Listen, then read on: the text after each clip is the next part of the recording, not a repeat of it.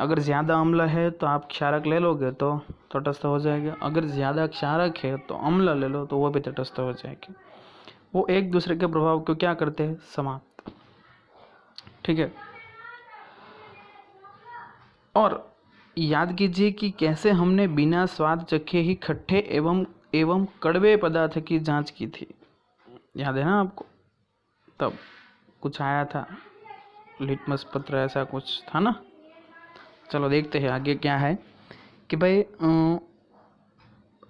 अम्ल और क्षारक के बेसिक गुणधर्म के बारे में आपको पूछा जाए तो क्या है कि भाई अम्ल, सबसे पहले मैंने कहा था कि भाई अम्ल स्वाद में खट्टे होते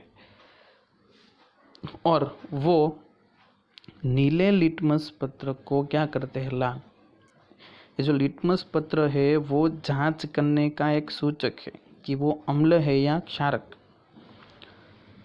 जैसे अम्ल है वो स्वाद में खट्टे होते हैं, ठीक वैसे ही क्षारक है वो स्वाद में कड़वे होते हैं और वो लाल लिटमस पत्र को नीला करते हैं। याद रखना दोनों की जो प्रकृति है वो दोनों की, कि भाई अम्ल खट्टे होते हैं वो नीले को लाल करते हैं और क्षारक है वो कड़वे होते हैं वो लाल को नीला करते हैं।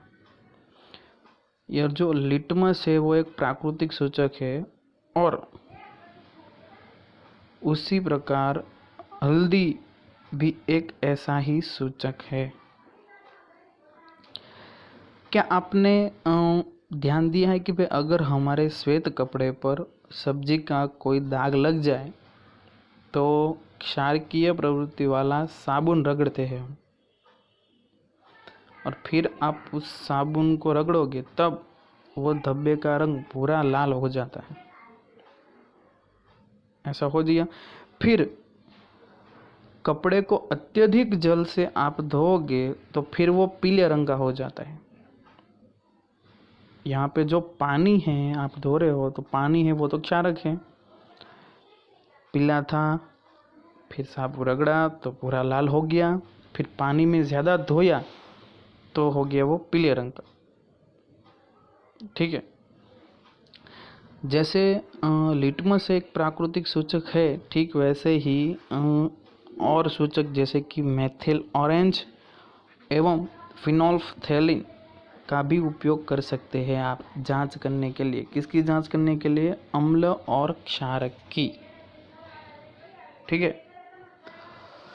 और दूसरी बात कि भाई इस अध्याय में हम अम्ल एवं क्षारक की अभिक्रियाओं के बारे में अध्ययन करेंगे कि वो कैसे अभिक्रिया करते हैं, कैसे नहीं करते, एक दूसरे को प्रभाव जो है वो कैसे समाप्त करते हैं एक दूसरे, और उसके साथ ही हम दैनिक जीवन में पाए जाने वाली और उपयोग में आने वाली बहुत सी ऐसी चीज़ें जो हम हर रोज़ यूज़ तो करते हैं, उसका उपयोग तो करते हैं, लेकिन उसके बारे में रियल में क्या है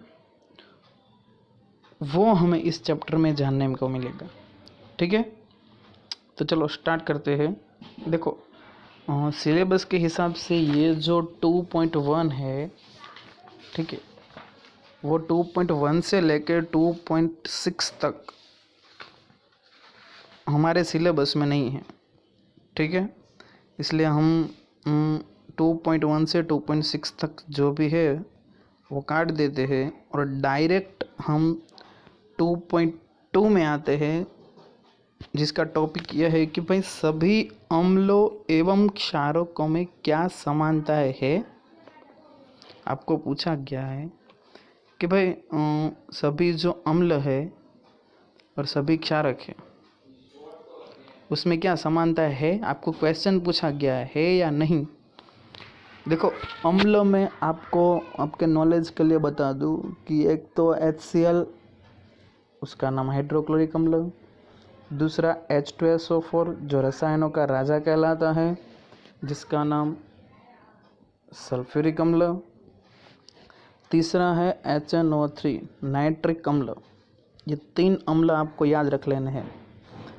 ठीक वैसे ही 3 क्षार है, sodium hydroxide NaOH, potassium hydroxide KOH और calcium hydroxide CaOH twice.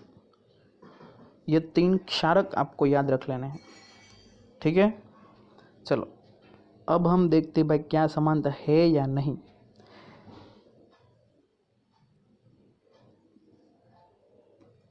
Two point one में कुछ ऐसा आता था कि भाई सभी अम्लों में समान रासायनिक गुणधर्म होते हैं, और गुणधर्मों में समानता क्यों होती है, और अगर आप धातु के साथ अभिक्रिया करोगे तो अम्ल की, अगर धातु के साथ आप अभिक्रिया करोगे तो उसमें से हाइड्रोजन गैस उत्पन्न होता है, और इससे पता चलता है कि सभी अम्लों में हाइड्रोजन होता है। ये याद रखना, धातु के साथ अभिक्रिया होने पर हाइड्रोजन निकलता है, इसलिए अम्लों में हाइड्रोजन तो होगा ही, ठीक है। तो एक क्रियाकलाप करते हैं कि भाई एक बीकर लीजिए आप, उसमें कि भाई ग्लूकोज, अल्कोहल, हाइड्रोक्लोरिक अम्ल, सल्फ्यूरिक अम्ल, वो सब का विलयन लीजिए, फिर 2 कील लगाइए और बीकर में रखिए। फिर आपको 6 वोल्ट की बैटरी के साथ कनेक्ट करके स्विच को स्टार्ट करना है। फिर बीकर में थोड़ा तन्नू HCl डालकर विद्युत का प्रवाह स्टार्ट करोगे, और ठीक वैसे ही HCl डाला, ठीक वैसे H2O पर डालोगे तो क्या होगा, तो आप देख सकते हैं कि भाई अगर आप HCl या तो H2SO4 डालोगे या तो कि अम्ल अगर आप डालोगे बीकर में, फिर विद्युत का प्रवाह प्रस्थापित करोगे तो जो बल्ब रखा गया है, फिगर में देख रहे हो आप, वो बल्ब जलने लगता है। इसका मतलब ये है कि भाई इस विलयन से विद्युत का प्रवाह हो रहा है, और वो विद्युत धारा का प्रवाह आयन द्वारा होता है। किसके द्वारा होता है? आयन द्वारा, ठीक है। और अम्ल में ये विद्युत प्रवाह उपस्थित H+ जो है उससे होता है। H+ यानी कि पता ही है आपको, हाइड्रोजन की वजह से।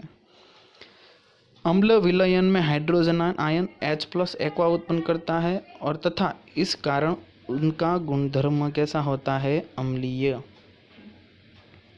ठीक है। अब ठीक वैसे ही सोडियम हाइड्रोक्साइड, कैल्शियम हाइड्रोक्साइड, दूसरे क्षारक को अगर आप इसमें डालोगे तो ये जो बल्ब जलता है वो जलेगा नहीं। इसका मतलब क्षारक में H+ जो आयन है वो उत्पन्न होगा नहीं, और वो उत्पन्न होगा नहीं तो विद्युत का प्रवाह भी होगा नहीं, ठीक है। तो आज ये 2 टॉपिक तक रखते हैं, ठीक है। Okay, thank you.